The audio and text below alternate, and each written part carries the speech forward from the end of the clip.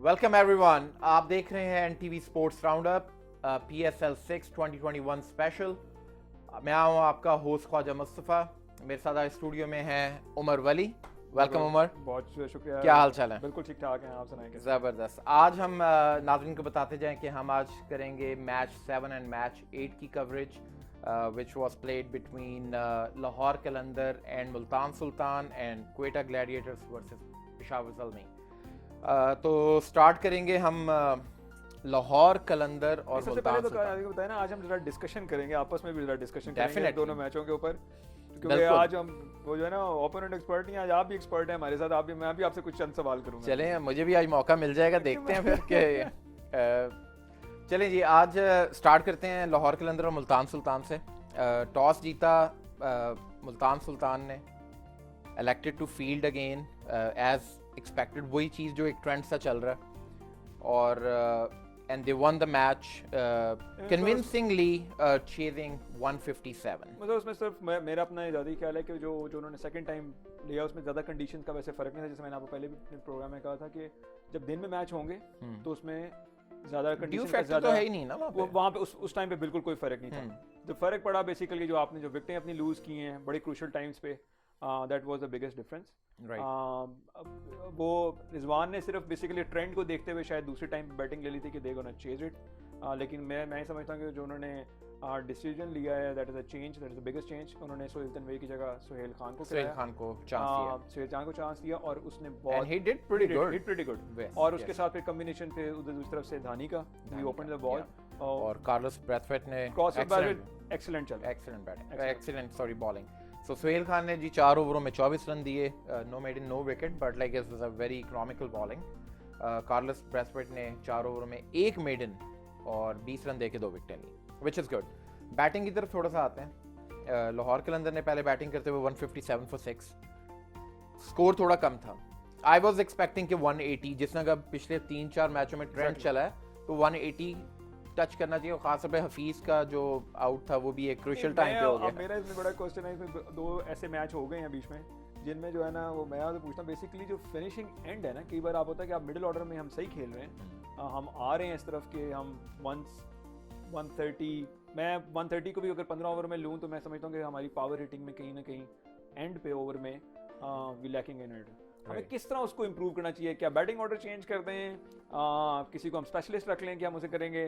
Well I think ये तो management का बेसिकली काम है, और जो पीछे जो कोच बैठा हुआ है कि अगर आपका middle order, I am just throwing के मैं जिस समय कहता हूँ कि जो डैनली और हफीज अच्छा खेल रहे हैं, बिल्कुल सही, उसके बाद इनको एक ऐसा हिटर भेजना चाहिए जिससे डेविड वीजे मेरे ख्याल से बहुत नीचे आया, बहुत नीचे, he could have come up और वहाँ पे आके वो एक शॉट्स खेलता exactly. हो। जो ट्रेंड नजर ये आ रहा है कि अच्छे सेट बैट्समैन 18-19 ओवर में आउट होते हैं, नया बैट्समैन आता है वो ट्राई तो करता है हिट लगाने के, लेकिन वो सिंगल्स डबल्स या कुछ बाउंड्रीज आ रही हैं, लेकिन 157 को कन्वर्ट किया जा सकता था इजीली 180 में, बट अगेन वही हुआ कि थोड़ा सा ऐसा कोलैप्स। 6 आउट हुए हैं अभी तो, टेल एंडर भी स्टार्ट नहीं, exactly. तो लेकिन वही बात है कि शायद उधर से बॉलिंग अच्छी होगी। नहीं, बॉलिंग जरूर उन्होंने अच्छी की है, लेकिन मैं समझता हूँ कि अभी भी वो आपका जो इंपॉर्टेंट पॉइंट है वो कि आपका जो पावर हिटर है, मेरा ख्याल है उसको भी कई बार आपको टाइम देना पड़ता है। क्योंकि जो पहले ऊपर दो मैचेस में पाकिस्तान लाहौर कलंदर ने जो बैटिंग की है उसमें आपको निचले ऑर्डर को टाइम नहीं मिला, बिल्कुल। तो अब उसका टाइम था कि वो थोड़ा सा ऊपर आके खेलते, वो फॉर्म में आता है, वो आपके विकेटों को लेकर फिर आप हिटिंग शुरू, क्योंकि इस मैच में ओपनर्स इनको अच्छा नहीं दे सके। सुहेल अख्तर और फखर जमान दोनों जल्दी आउट हो गए, तो लेकिन हफीज ने और जो डैनली ने बड़ी अच्छी पार्टनरशिप बनाई और टीम को वो 157 is still not a bad, आप फाइट कर सकते हो टोटल ऑन द बोर्ड, या एग्जैक्टली फाइटिंग स्कोर था। यहाँ पे बात करूंगा, चलो लाहौर कलंदर की बात हो रही है, तो राशिद खान की एब्सेंस कितनी महसूस हुई? नहीं, मेरा ख्याल है बहुत बड़ा डिफरेंस था। अगर आप उधर से स्पिनर्स का देखें तो उस्मान कादिर ने बॉलिंग की, अफरीदी ने कॉल की, लेकिन Usman Qadir is a genuine leg spin bowler, जो और कई जगह पे उसने तंग किया, जो डैनली को उसने खेलने नहीं दिया, और वो मेरा ख्याल है 13वें 14वें ओवर तक उसने बॉलिंग की है, that makes a difference, and he was very economical too, मतलब 31 रन चाहिए उसने 4 ओवर्स में। लेकिन अगर उसके अगेंस्ट अगर आप देखें तो वहाँ पे समीर पटेल और हफीज थे, जो both are not genuine, they are genuine allrounder, but they are not actually the genuine spinners. अब हफीज भी उस तरीके से बॉलिंग नहीं करते, हर वक्त बॉलिंग नहीं करते, सो अब वो रेगुलर टीम का वो हिस्सा नहीं है कि जो बॉलिंग करेंगे। लाहौर कलंदर की पहली हार हुई इस PSL में। पहला ही मैच राशिद खान ने भी छोड़ा। एग्जैक्टली तो डाउन द रोड मैनेजमेंट को आकिब जावेद को खास तौर पे ये चीज देखनी चाहिए। अब आपकी तरफ मुस्तफा ये सवाल है कि क्या सिलेक्शन में प्रॉब्लम आपने जब अपनी बिल्ड में अपने लोगों को ड्राफ्टिंग हुई है उसमें उन्होंने क्या किया है कि स्पिनर को उन्होंने देखा नहीं और उनको नहीं पता कि राशिद खान जाने वाला। अगर तो उनको एग्जैक्टली मैं ये बात करता हूँ, और मुझे ये लगता है कि आकिब जावेद खुद एक फास्ट बॉलर रहे हैं, मीडियम फास्ट, तो उनको भी शायद ये लगा, वो एक होता है ना कंफर्ट जोन। जैसा मैंने उस दिन बात की एनालिसिस में कि मुश्ताक अहमद जो है वो मुल्तान के कोच हैं और उन्होंने 3 लेग स्पिनर रखे हुए हैं, खुद भी लेग स्पिनर, तो एक माइंड शायद है कि मैं शायद मिडल वो उसमें मीडियम पेसर्स के साथ ही जाऊंगा और ऑलराउंडर्स को ज़्यादा पिक करूंगा। राशिद आई वुड हैव, अगर मैं उनकी जगह होता definitely I would have a backup as a leg spinner, क्योंकि इतने ज़्यादा हैं और आपके पास होनी चाहिए। मेरा ख्याल है ये पहले भी उनको जब ड्राफ्टिंग होती थी आपको पता था कि वो जब भी आता था तो वो कहता था कि राशिद खान शायद 5 मैच खेलेंगे, शायद वो जल्दी चले गए कोविड। एग्जैक्टली, लेकिन फिर भी अगर आपको 5 ओवर, अगर आप 5 मैचों के बाद भी देखें तो मुझे नहीं नजर आ रहा कोई स्पिनर, जेन्युइन स्पिनर अभी भी उनकी टीम में जो ड्राफ्टिंग में मुझे as much as I can see, no there is not. तो इस पे अब हफीज पे बॉलिंग में भी प्रेशर शायद आ जाएगा। बैटिंग में वो मेरे ख्याल से इस मैच में फर्स्ट टाइम आउट हुए हैं वैसे भी। ये एक और and he is doing his very good, और वो भी रन आउट हुए हैं। exactly. सबसे इंपॉर्टेंट बात ये है कि I don't think so that was a run. बस ये तो उनकी अपनी जजमेंट है ना बेसिकली, जो अब इतने सेट बैट्समैन खेल रहे हैं और अगर वो इस तरह रन आउट हो रहे हैं, अगर वो हफीज एंड तक रह जाते तो I could have seen easily 180 on the board. चलिए जी, बात करते हैं अब मुल्तान सुल्तान ने चेस जो किया 159 इन 16.2 ओवर्स। इस 16.2 की वजह से एक तो उनका रन रेट भी नेट रन रेट बहुत अच्छा होगा। दूसरी तरफ लाहौर को उसका नुकसान हुआ उसका, अगर आप वो देखें वो पॉजिटिव में रन रेट में थे और आज अगर हम कम हो गए हैं देखेंगे तो वो माइनस नेगेटिव में आ गया। तो वो ये है कि अगेंस्ट उनके जो स्कोर है वो बहुत क्विकली हो गया। रिजवान अपनी प्राइम फॉर्म में है, again he have proved that he is the best in market right now. 76 of 35 balls, बिल्कुल सॉरी 49 बॉल्स। और सुहेब मकसूद ने बड़ा अच्छा उनको साथ दिया। क्रिस लिन फिर नहीं चले। क्रिस लिन मैं अभी भी समझता हूँ जैसे जो डेनली ऊपर से उन्होंने स्कोर किया स्लो है, मैं उसे नहीं कहता कि वो गए, लेकिन ये और लिन एक ऐसे प्लेयर हैं कि इनको कंटिन्यूसली खेलना चाहिए। ये 2-3 मैच आपको हो सकता है ये आपको प्लेऑफ में बहुत इंपॉर्टेंट प्ले कर दें। आई वुड रिकमेंड कि मतलब मेरी अपनी नज़र में ये वो प्लेयर हैं जो पूरा टूर्नामेंट खेलना चाहिए और they have a capacity. Fitness level बहुत अच्छा है, इनकी फील्डिंग बहुत अच्छी है। ये दोनों प्लेयर अपनी वो ऑस्ट्रेलिया से खेलते हैं और वो जो है इंग्लैंड से खेलते हैं। जो डॉनली जो है उन्होंने जो है टेस्ट मैच भी खेला, so there is a very important combination. Right, Chris Lynn का तो ये है ना कि he is a match winner, वो जिस दिन चला बस वो उसका ही दिन होगा। बिल्कुल ऐसे ही है। और let's wait for that day, potential है उनमें and he have proved like in other franchise cricket too, जो दूसरी लीग गेम्स होती हैं। एग्जैक्टली। बाकी तो और कुछ नज़र नहीं आया, मतलब किसी और ने अच्छा स्कोर किया हो। या 61 किया सुहेब मकसूद ने, which was a very good inning from him। उसने एक सपोर्ट दिया पूरा अपने कैप्टन को साथ। मैं सुहेब मकसूद पे बात करते हैं कि सुहेब मकसूद जो है वो आपको लगता है कि he is coming back like Hafeez और he is almost done for the Pakistan। अब देखें ना, पाकिस्तान की अगर मैं यहाँ पे ज़रा थोड़ा सा अगर हम पाकिस्तान की नेशनल टीम में चले जाएं तो मिडिल ऑर्डर में आपके पास हुसैन तलत, आसिफ, इफ्तिखार आ जाते हैं। Suhaib Maqsood might be a good option, लेकिन वो भी परफॉर्मेंस देनी पड़ेगी तो ही आएंगे मिडिल ऑर्डर में। अब मुझे सुहेब मकसूद में एक अब जहाँ लगा कि अगर उसने खेलना है और इस लॉन्गर फॉर्म में खेलना है, ही स्टॉप हिटिंग ब्लंटली, मतलब उसको अब थोड़ा सा well T20 is entertainment, right, basically। और मैं पसंद करता हूँ, हाँ, लेकिन उसमें आपको हिटिंग के लिए भी जो है वो आपको हर वक्त देखना पड़ता है कि आप हर बॉल को हिट नहीं कर सकते। That's right। उन 6 बॉलों में किसी वक्त भी बॉलर भी तो 6 बॉलिंग करने के लिए आया हुआ, उसके पास उसकी एक भी बॉल अच्छी हो सकती है, बैट्समैन की एक भी गलती और ही इज डन। बिल्कुल। और फिर इसमें फिर इंपॉर्टेंट मैं कहूँगा इमर्जिंग प्लेयर ज़्यादा बहुत प्रोमिनेंट नजर आ रहे हैं। Dhani is a very good prospect. Bowling में तो काफ़ी अच्छे मोहम्मद इमरान है, वसीम है। Exactly, Dhani is very good. I think इसके ऊपर अगर प्रॉपर काम किया जाए, he'll be a very good asset for Pakistan national team. है। दूसरा ये कि जो उसने इस्तेमाल किया यॉर्कर्स को, मुझे उसको देख के बहुत खुशी हुई है कि अब हम फिर हमारे पास एक दोबारा ट्रेंड आया है कि जिसमें लोग सोच रहे हैं कि यॉर्कर्स को इस्तेमाल होना चाहिए। एग्जैक्टली, बिल्कुल सही बात। वो किसी भी फॉर्मेट हो, आपका टेस्ट क्रिकेट हो, वनडे हो, आपका T20 हो, yorker is very important. Ahmed Daniyal ने बहुत अच्छी बॉलिंग की, मतलब ठीक है टारगेट अच्छा था लेकिन ही कंट्रोल्ड और उसने इकोनॉमिकल रहा। 3 overs 24 रन्स। शाहीन अफरीदी ने 4 overs 29 for 2। Early breakthrough तो दे दिया उसने क्रिसलिन, लेकिन वही बात है कंसिस्टेंटली शायद वो नहीं कर सका, but it's part of the game. Man of the match रहे जी for obvious reason Mohammad Rizwan 76 runs, और अगेन बहुत प्राइम फॉर्म में जा रहे हैं, किसी को भी नहीं बख्शते। मेरा एक सवाल है कि बहुत ही इज कमिंग ऑन, मतलब वो ओपन आ रहे हैं। अगर मैं इन कंट्रास्ट अब सरफराज के साथ देखें, सरफराज गॉन डाउन, क्या रिजवान को अभी भी ओपन करनी चाहिए? मैं अभी भी समझता हूँ कि you should come at 1 down, seeing on the situation के कभी कभार फॉर्म में होता है, आप कोई भी शॉट लगाते हैं आपकी सही लग रही होती है, राइट। लेकिन अगर आप बैट कैरी करना चाहेंगे, मैं मेरे अंदाजे से रिजवान अगर अब T20 का एक और फॉर्मेट ऐसा बन गया है कि जो ओपन के साथ एक और दूसरा प्लेयर आता है, he should carry the bat. Babar Azam एक ऐसे प्लेयर है जो कैरी करते हैं बैट को। मैं चाहूँगा कि अगर रिजवान अगर ठीक है तेज़ खेलें, लेकिन देयर इज वन पॉइंट कि जहाँ पे उसको बैट अपना एंड तक कैरी करना चाहिए, और इस मैच में उसने किया भी है। हाँ एग्जैक्टली। और नहीं खैर बाबर की तो एक डिफरेंट क्लास है। बाबर बेसिकली स्लॉग शॉट नहीं खेलता, विच आई ऑब्जर्व। रिजवान में वो शॉट्स हैं कि जो एक स्लॉग मारते हैं ना, मतलब आंखें बंद की और वो निकल गई, लग गई, आउट हो गया। रिजवान में वो है। और आजकल की जो क्रिकेट हो रही है, ओपनर आपका एक ऐसा आना ही चाहिए, और ख़ासतौर पे अगर वो कीपर हो कि जहाँ पे उसको यूटिलाइज किया जाए। अगर तो वो रन कर रहा है, दोनों टीम्स के लिए चल रहा है, नेशनल टीम के लिए भी और अपनी फ्रेंचाइज टीम के लिए भी, तो वी वुड से कि जब तक चल रहा है तो तब तक चलने दो। लेकिन ये है कि it's a good suggestion, why not. Sarfaraz पे हम बात करेंगे अपने अगले मैच पे।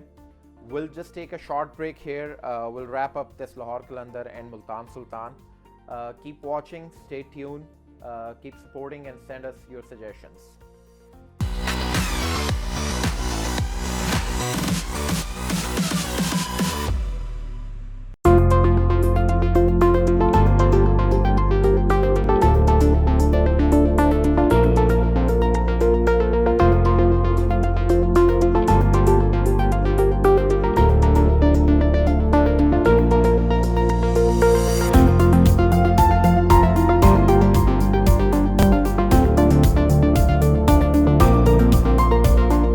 ग्लैडिएटर और पेशावर ज़ल्मी के मैच में के बारे में, जो था मैच नंबर 8 PSL 6 2021 का। क्वेटा ग्लैडिएटर ने पहले बैटिंग की टॉस हारने के बाद। पेशावर ज़ल्मी ने टॉस जीत के फील्डिंग चूज की, और क्वेटा ग्लैडिएटर ने सेट किया total 198। Another sad story. Well, it's a big total on the board. और वो फिर कंटेन नहीं उनके बॉलर्स कर सके, which is another shame story for Quetta gladiator bowlers और फील्डर्स, आई वुड से।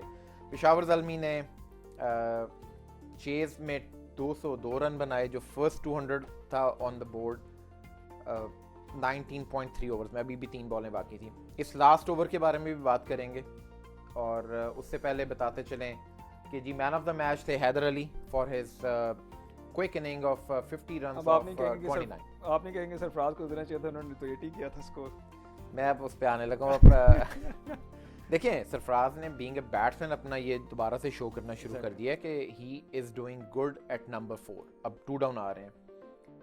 अगर उनका ये नंबर मेरे हिसाब से अगर सेट है और उनको फील कंफर्टेबल कर रहे हैं, then and he is running, he is putting scores on the board. मेरा उसमें दूसरा एक और एंगल है। उसमें एंगल सबसे बड़ा ये है, Faf came into the team, और अगर आप देखें तो वो फैफ पहले आए थे और सरफराज बाद में आए, right. he really helped him, और वो उसने उसको उसके नर्व्स को थोड़ा सा, मैं उतना जितना वो पिछले मैच में बहुत ज़्यादा डिस्टर्ब नजर आ रहा था, यहाँ पे फैफ ने उसे कंट्रोल किया उसे, और उसकी बैटिंग लाइनअप, फैफ बहुत जल्दी से तेज स्कोर नहीं करते, लेकिन उनको फ़ायदा होता है कि आप दूसरे प्लेयर, ऐसे प्लेयर, एक्सपीरियंस प्लेयर के साथ जो कैप्टन रह चुका है, बड़े ड्रास्टिक मोमेंट्स में उसने कैप्टनसी की है, राइट, उसने उसको कंट्रोल किया है बिल्कुल, और इसका फायदा सरफराज को हुआ है।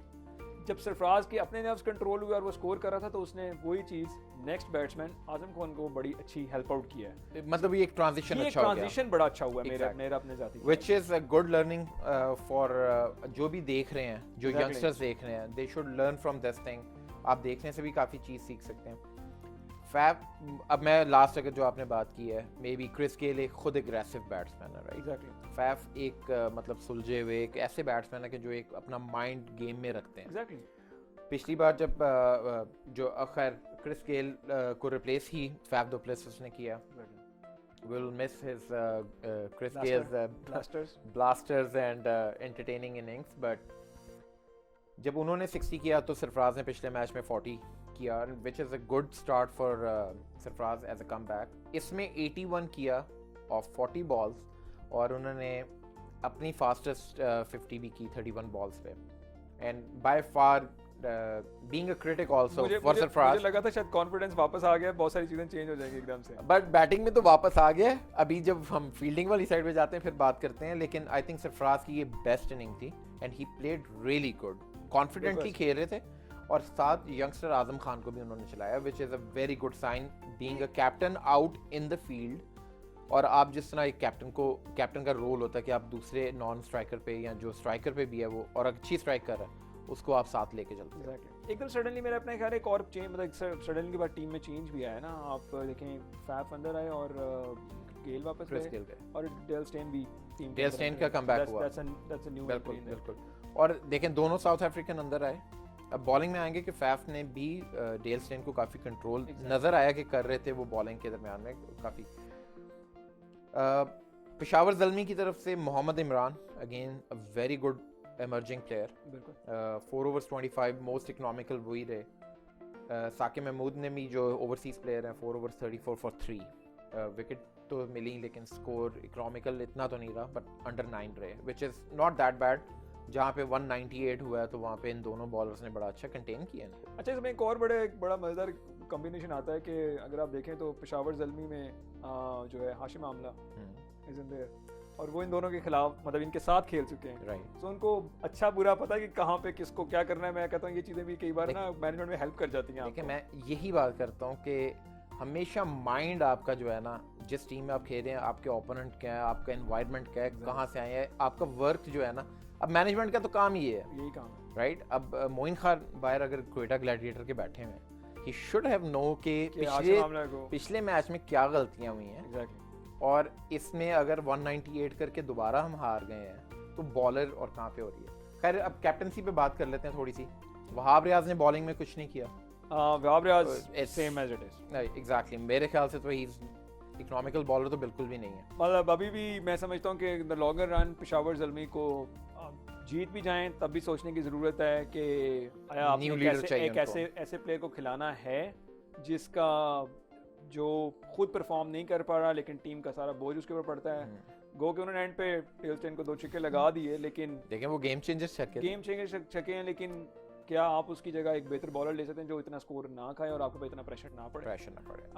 May be they can see और look around for another allrounder. मैं तो ये कहूंगा यहाँ कोई यंगस्टर भी, I think Shoaib Malik was not a bad option, लेकिन ये चलें, ये तो एक मैनेजमेंट का है, अभी पीएसएल अभी चल रहा है। We definitely will get to know when we are getting close to the end of the PSL कि कहाँ पे किस डायरेक्शन में चीजें जा रही हैं। अगर इस मैच में देखें तो दोनों जो कप्तान उनके पास दोनों पे बहुत प्रेशर था, दोनों पे प्रेशर है, अपनी परफॉर्मेंस का भी बहुत प्रेशर, बेसिकली दोनों ही पर भी और वहाब पे भी। सरफराज ने चलो बैटिंग में तो कर लिया, let's talk about the fielding and the bowling side of Quetta Gladiators. उससे पहले पेशावर की बैटिंग पे बात कर लेते हैं।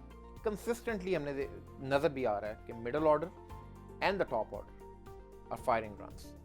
यही वजह है कि उनका चेज इतना इजी हो रहा है कि 198 इज नथिंग फॉर देम, और इतने कॉन्फिडेंटली वो नजर आ रहे थे दोनों के।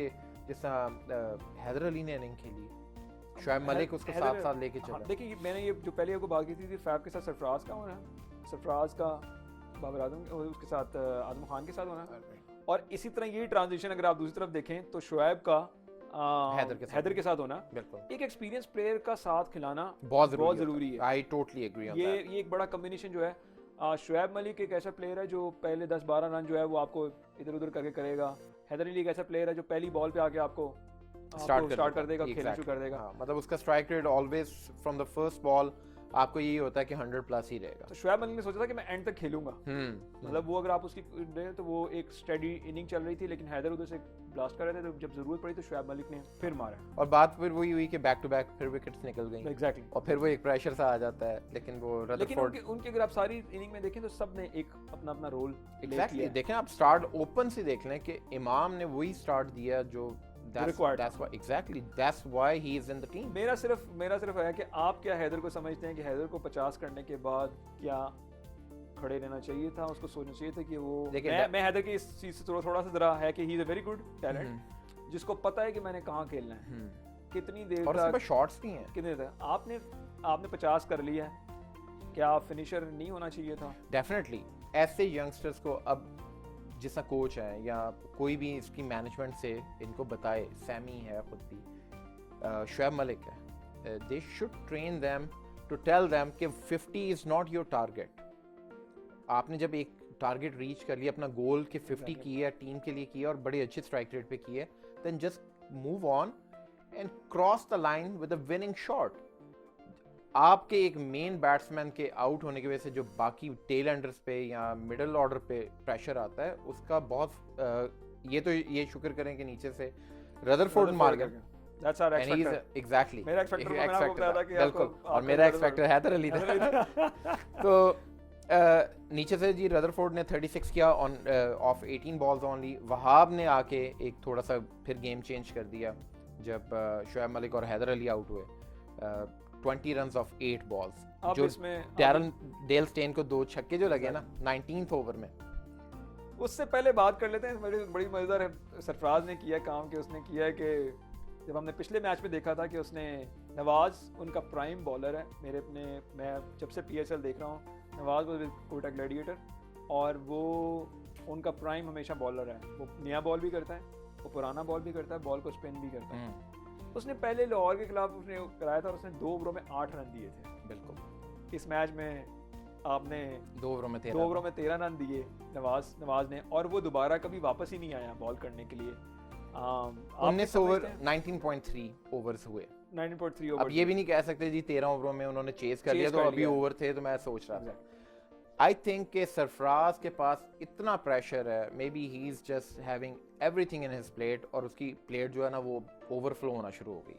He couldn't control his plate. या वो बैटिंग करे, अपनी परफॉर्मेंस दिखाए तो सेलेक्टर्स में वापस आए, या वो कैप्टनसी अपनी दिखाए, राइट। कीपिंग उसकी ठीक ही चल रही है। बात यह है कि for me Nawaz is by far one of the best bowlers they have in their draft या रोस्टर पे जो खेल रहे हैं। उसके 2 ओवर रोकने हर मैच में, और आपका मेन बॉलर है, आई डोंट सी कि मतलब उसके दिमाग में क्या चल रहा है। और मैंने अभी तक ये नहीं देखा कि स्पिनर से क्यों नहीं जा रहे व्हेन टीम्स आर टारगेटिंग और chasing a big total. And पे आके जब आप मीडियम फास्ट बॉलर लगाते हैं, या फास्ट बॉलर डेल स्टेन है, ड्यू फैक्टर है, बॉल स्लिप हो सकता है, जो हमने हसनैन से देखा लास्ट ओवर में देखा। उसने पहली 2 बॉलों पे विकेट्स ले ली, pressure was again on Peshawar Zalmi. जैसे वो आया उसके एक हाथ से बॉल फुल टॉस निकला है, कीपर ने भी मिस कर दिया, 5 रन मिल गए। अच्छा, उसमें एक और पॉइंट है कि वो एक तो नवाज का बड़ा मज़ेदार एस्पेक्ट है कि वो क्यों नहीं करा रहे, मुझे नहीं समझ आई। अगर आप उसे बैट्समैन यूज़ करें, एज ऑलराउंडर यूज़ करें, फिर उसको और ऊपर आना चाहिए। आप उसे किसी जगह पे इस्तेमाल करें जहाँ पे वो आके स्कोर ब्लास्टर करे, जबकि आपकी टीम में अच्छे ब्लास्टर्स मौजूद हैं ऑलरेडी और परफॉर्म कर रहे हैं। जैसे Azam Khan is a very good. और उसके अगर आप नीचे देखें, उनके पास नीचे भी उनके पास टीम में बड़े अच्छे प्लेयर हैं। अब उसकी तरफ दूसरी तरफ आ जाते हैं, हसनैन ने पहली 2 बॉलें बड़ी अच्छी की। Where did he got wrong? आप क्या समझते हैं? मेरे ख्याल से कैप्टन had a plan, लेकिन bowler had a different plan. Bowler ने अपने प्लान से कर ली।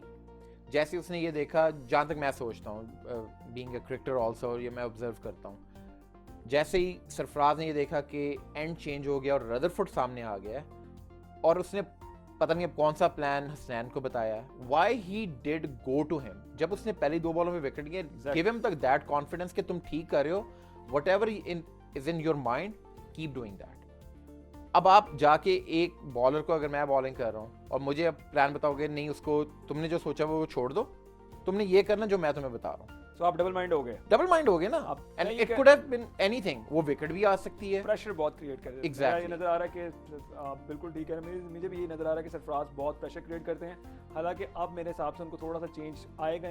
मैं उम्मीद करता हूँ कि अगले मैचों में थोड़ा फ़र्क आए कि फैफ डू प्लेसी जो है वो लॉन्ग ऑन या लॉन्ग ऑफ पे खड़े हैं, और वो उन्होंने डेल स्टेन के साथ बड़ी अच्छी, मतलब मेरे हिसाब से बड़ा एक कॉम्बिनेशन रहा है, क्योंकि डेल स्टेन खुद भी बहुत एग्रेसिव है and he doesn't like to have some abusive words. मतलब कुछ हिस्सा भी हो सकता है कि सरफराज के जैसे हमने उस्मान शनवारी का देखा कि मतलब सरफराज का एटीट्यूड वाज नॉट प्रोफेशनल, ये इतना है टुवर्ड्स अ सीनियर प्लेयर। मतलब Usman Shinwari is not a new player, exactly वो एक सीनियर इस कैटेगरी में आ गया कि वो एक, जैसे हसनैन अभी यंग है, आपके और जो दूसरे नए यंगस्टर्स इमर्जिंग प्लेयर है, जैसे आजम खान हो गया, आप उसको तो प्रेशराइज कर सकते हो, या वो यंगस्टर है वो सुन भी लेंगे कि सरफराज भाई सीनियर हैं, चलो सुन लेते हैं। एग्जैक्टली। लेकिन कई बार होता है जैसे डेल स्टेन है, हमने उसके कई मैचों में देखा है, ही was very abusive, very blunt, और वो कुछ ये भी होता है कि मेरा अपना ख्याल है कि जो सरफराज अपना प्लान सोच कर, देखें प्लान कैप्टनसी में प्लान होता है कि shift out of the plan भी होते हैं आपके। आप एक प्लान आज चलाते हैं, आपका वो नहीं चल रहा तो आप नेक्स्ट प्लान की तरफ जाते हैं। सरफराज मेरा ख्याल है एक प्लान से आते हैं, शिफ्ट ऑफ द प्लान उनके जेहन में नहीं होता। मेरा अपना ख्याल है कि उनको हेल्प आउट लेनी चाहिए फैफ से।